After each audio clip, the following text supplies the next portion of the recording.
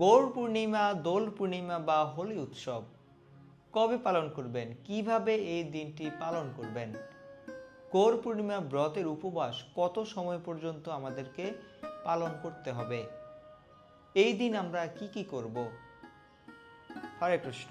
সুপ্রিয় ভক্তবৃন্দ, আসছে 3 মার্চ রোজ মঙ্গলবার শ্রী গৌর পূর্ণিমা তিথি বা পরম পুরুষোত্তম ভগবান শ্রী শ্রী গৌরাঙ্গ মহাপ্রভুর শুভ শুভ আবির্ভাব তিথি মহোৎসব। ফাল্গুন মাসের পূর্ণিমা তিথি, যে তিথিতে শ্রীমান মহাপ্রভু এই জগতে আবির্ভূত হন। মহাপ্রভুর এই আবির্ভাব তিথি উৎসবই হচ্ছে গৌর পূর্ণিমা উৎসব। এই দিন আরো 2টি উৎসব পালিত হয়ে থাকে, যেমন একটি হচ্ছে ভগবানের দোল যাত্রা, আর একটি হচ্ছে হোলি উৎসব। আজকের এই ভিডিওতে আমরা সকল কিছু এক এক করে আপনাদের মাঝে তুলে ধরতে চেষ্টা করব। আপনারা ধৈর্য সহকারে ভিডিওটি দেখতে থাকুন। ভগবান শ্রীকৃষ্ণ এই কলিযুগে শ্রীমতী রাধারানীর ভাব কান্তি অঙ্গীকার করে শ্রীকৃষ্ণ চৈতন্য মহাপ্রভু রূপে শ্রীধাম নবদ্বীপে আবির্ভূত হন। মাতা শচীদেবী এবং পিতা জগন্নাথ মিশ্রের 10ম সন্তান রূপে ভগবান এই জগতে আবির্ভূত হন। মহাপ্রভু যেদিন আবির্ভূত হন সেদিন ছিল চন্দ্রগ্রহণ। মহাপ্রভু আবির্ভাবের ঠিক কয়েক মুহূর্ত পর সমস্ত নবদ্বীপবাসীগণ গঙ্গায় যান স্নান করার জন্য, এবং স্নান শেষে তারা সকলে হরি হরি হরি বল ধ্বনি করেন এবং দেবতাগণ পুষ্প বৃষ্টি করতে থাকেন। তাই প্রতি বছর ফাল্গুন মাসের পূর্ণিমা তিথিতে মহাপ্রভুর সন্তুষ্টি বিধানের জন্য মহাপ্রভুর সকল ভক্তগণ এই গৌর পূর্ণিমা তিথি পালন করে থাকেন। এইবারও আমরা 3 মার্চ রোজ মঙ্গলবার এই গৌর পূর্ণিমা তিথি পালন করব। ফাল্গুন পূর্ণিমা তিথি নক্ষত্র ফাল্গুনী, শুভক্ষণে জন্ম নিল গৌর দ্বিজমণি। তৎকালীন সময়ে নবদ্বীপবাসীগণ মঙ্গলাচণ্ডীর পূজা করতেন ধন লাভের আশায়। তখন মহাপ্রভু তাদের কথা ভেবে অদ্বৈত আচার্য অনুরোধে এই জগতে আবির্ভূত হন। মহাপ্রভু গোলকের প্রেমদন হরিনাম সংকীর্তনকে সঙ্গে করে নিয়ে এই জগতে আবির্ভূত হন। শ্রীধাম নবদ্বীপের মায়াপুরের নিম গাছতলে মহাপ্রভু আবির্ভূত হন বলে মহাপ্রভু আরেক নাম নিমাই রাখা হয়েছিল। সুপ্রিয় ভক্তবৃন্দ, মহাপ্রভুর আবির্ভাব তিথির এই দিনটি আমরা কিভাবে পালন করব, গৌর পূর্ণিমা ব্রতটি কিভাবে পালন করব, এই বিষয়ে আমরা এখন জানব। এই দিনটি পালন করার জন্য গৌর পূর্ণিমার ঠিক আগের দিন অর্থাৎ 2 মার্চ আমরা ভগবত প্রসাদ গ্রহণ করব। ভগবত প্রসাদ গ্রহণ করা সম্ভব না হলে কমপক্ষে নিরামিষ আহার করব। রাত 12 ঘটিকার পূর্বে এই দিন রাতের আহার সম্পন্ন করে নিব এবং রাতে ঘুমোতে যাওয়ার পূর্বে দন্ত মার্জন বা দাঁত ব্রাশ করে নিব। এইভাবে 2 মার্চ তিথিটি আমরা অতিবাহিত করে গৌর পূর্ণিমার দিন খুব ভোরে সূর্যোদয়ের পূর্বে আমরা শয্যা ত্যাগ করে স্নান করে নিব। আমাদের দ্বাদশ সঙ্গী তিলক পরিধান করে ভগবানের মঙ্গলারতিতে অংশগ্রহণ করতে চেষ্টা করব। এই দিন শ্রী গৌরাঙ্গ মহাপ্রভু, শ্রী নিত্যানন্দ প্রভু এবং অদ্বৈত আচার্যের চরণ কমলে অধিক সংখ্যক তুলসী পত্র অর্পণ করব এবং পঞ্চতত্ত্বের বাকি সকলের চরণ কমলে অনেক অনেক পুষ্প নিবেদন করব। শ্রী চৈতন্য চরিতামৃত গ্রন্থ থেকে মহাপ্রভুর আবির্ভাব লীলা মাহাত্ম্য পাঠ করব এবং অন্যকেও পাঠ করতে উৎসাহিত করব।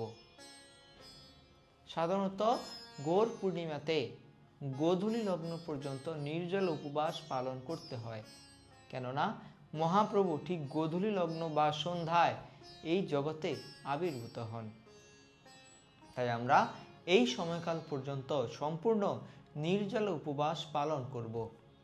কিন্তু যারা বয়স্ক বৃদ্ধ রয়েছেন বা গর্ভবতী মায়েরা রয়েছেন, যাদের পক্ষে সম্পূর্ণ নির্জলা পালন করা সম্ভব হবে না, তারা একাদশীর মতো অনুকল্প প্রসাদ যেমন সাবু, ফল, জল, দুধ, সবজি ইত্যাদি গ্রহণ করে এই ব্রতটি পালন করতে পারেন। সন্ধ্যায় আমরা ভগবান শ্রী শ্রী গৌর নিতাইয়ের বা নিতাই গৌরের মহা অভিষেকের আয়োজন করব। অভিষেকের আয়োজন করা সম্ভব না হলে নিকটস্থ মন্দিরে গিয়ে যেখানে মহাপ্রভুর অভিষেক অনুষ্ঠিত হবে সেখানে এই মহাপ্রভুর অভিষেক দর্শন করব। আপনারা পঞ্চামৃত যেমন দুধ, জল, চিনির জল, বিভিন্ন ফলের জুস, মধু, দধি ইত্যাদি দ্বারা উঁচু একটি পাত্রের মধ্যে শ্রী নিতাই গৌড়ের বিগ্রহ কিংবা চিত্রপটকে স্থাপন করে মহা অভিষেক সম্পন্ন করবেন। অভিষেক শেষে ভগবানকে আরতি নিবেদন করবেন এবং ভোগ নিবেদন করবেন। যেহেতু আপনি ওই দিন ব্রত পালন করছেন, তাই একাদশীর দিন আমরা যে সকল অনুকল্প প্রসাদ গ্রহণ করি সেই সকল অনুকল্প প্রসাদের ভোগ ভগবানকে অর্পণ করব এবং এইভাবে আমরা ওই রাতটি অতিবাহিত করে পরের দিন সূর্যোদয়ের পর আমরা বিবিধ প্রকার ভোগ প্রস্তুত করে ভগবানকে নিবেদন করব।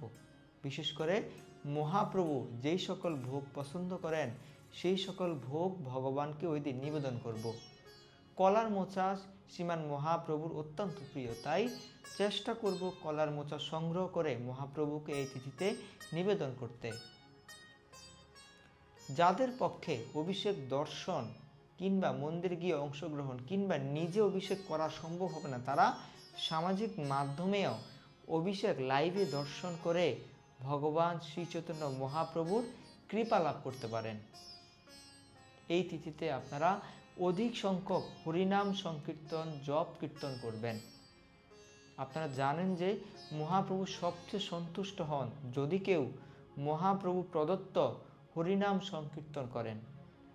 হরে কৃষ্ণ মহামন্ত্র জপ কীর্তনে ভগবান অনেক বেশি সন্তুষ্ট হন। তাই এই তিথিতে কমপক্ষে যারা 4 মালা বা 8 মালা করেন তারা 16 মালা জপ করবেন এবং যারা নিয়মিত 16 মালা জপ করেন তারা শ্রীমান মহাপ্রভুর এই আবির্ভাব তিথির দিন 25 মালা জপ করবেন। সুপ্রিয় ভক্তবৃন্দ, মহাপ্রভু ঠিক আবির্ভাবের পরদিন তার পিতা জগন্নাথ মিশ্র একটি আনন্দ উৎসবের আয়োজন করেন। নবদ্বীপে সকল ব্রাহ্মণ বৈষ্ণবদেরকে নিমন্ত্রণ করে বিশেষ ভোজনের ব্যবস্থা করেন এবং তাদেরকে দান দক্ষিণা করেন। আপনি চাইলে মহাপ্রভু আবির্ভাবের ঠিক পরের দিন অর্থাৎ গৌর পূর্ণিমার পরদিন সকালবেলায় বিভিন্ন বৈষ্ণব ব্রাহ্মণদেরকে নিমন্ত্রণ করে ভোজের আয়োজন করতে পারেন। এই উৎসবকে বলা হয় জগন্নাথ মিশ্রের আনন্দ উৎসব। সুপ্রিয় ভক্তবৃন্দ, আপনারা সকলেই গৌর পূর্ণিমা তিথিটি এভাবে পালন করুন। এই দিন রয়েছে হোলি উৎসব, তাই আপনারা ভগবানকে বিবিধ প্রকার আবির নিবেদন করে সেই প্রসাদী আবির আপনাদের প্রিয়জনের মস্তক কিংবা ললাটে প্রদান করুন। ভগবানকে নিবেদন ব্যতীত আপনারা কোনোভাবেই আবির একে অপরকে প্রদান করবেন না। এমনকি এই দিন রয়েছে দোল যাত্রা। একটি দোলনা প্রস্তুত করে ভগবান শ্রী শ্রী রাধাকৃষ্ণের চিত্রপট কিংবা বিগ্রহ স্থাপন করে সেই দোলনায় একটি দড়ি যুক্ত করে দড়ি টেনে ভগবানকে দোল প্রদান করতে পারেন।